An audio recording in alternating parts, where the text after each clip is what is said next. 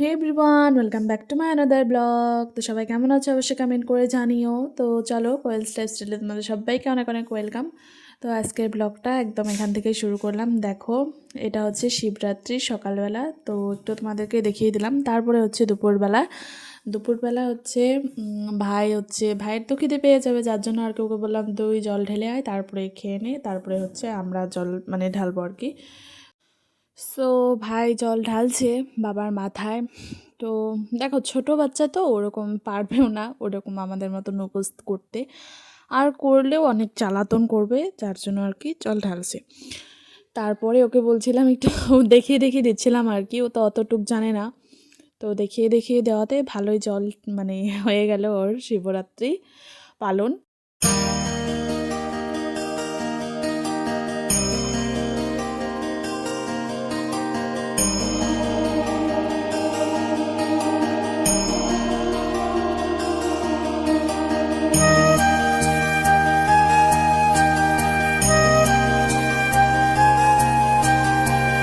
ওর জল ঢালা হয়ে গেলে তারপর চলে আসলাম বাড়ি এসে দেখো, স্নান করে তারপরে হচ্ছে এইসব জোগাড়পাতি করে এখন যাব মন্দিরে আর কি। তো আমি শাড়ি পরে নিয়েছি। আমি জানি শাড়ি পরাটা একদম ভালো হয়নি, কারণ আমি নিজে নিজে পরেছি, মাকে পরিয়ে দিয়েছিলাম আগে। তো মা পরে হচ্ছে সব জোগাড় টোগাড় করলো, তারপরে আমাকে পরিয়ে দেওয়ার সময় একদমই হয়নি মার। তো যাই হোক, তারপর দেখো চলে আসলাম মন্দিরে আসার পর সবাই দেখছি যার যার মতন জল আর কি ঢালছে। তারপরে হচ্ছে অনেকক্ষণ দাঁড়িয়ে থাকার পর আমি হচ্ছে এবার জল ঢালবো।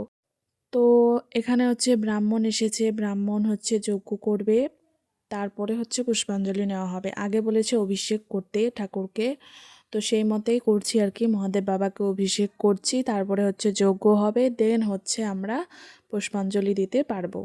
তো এই আর কি, তো আমার জল ঢালা পর্ব তোমরা দেখতে থাকো।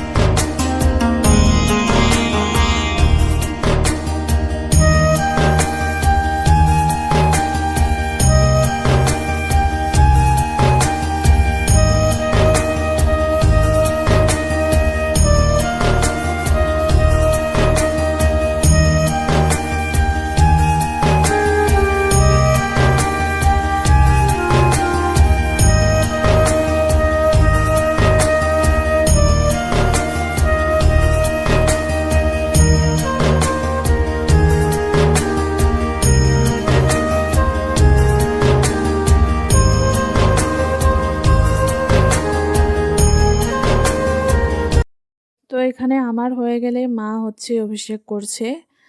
তো মার হয়ে গেলে আরও বাদবাকি অনেকেই আছে, তারা করবে। তারা করার পরে দেখো সবার হয়ে যাওয়ার পরে এখানে যজ্ঞে বসেছে। তো সবাই বসে বসে যজ্ঞ দেখছে। তো যজ্ঞ আর কি দেখছি, যজ্ঞ পূজা দেখছে। তারপরে হচ্ছে আমিও বসেছিলাম একটু। দেন হচ্ছে এই যে যজ্ঞে হচ্ছে তিল ছিটাতে হয়, তো সেটা ছিটিয়েছি। তো সেটার ভিডিও আমারটা ভিডিও করতে পারিনি, সবারটা ভিডিও দেখাচ্ছি আর কি তোমাদেরকে। তো চলো দেখতে থাকো। ভালোই লাগছিল আজকে দিনটা, একদম সুন্দর। দিনটাও ভালো লেগেছে, রাত্রিটাও ভালো লেগেছে।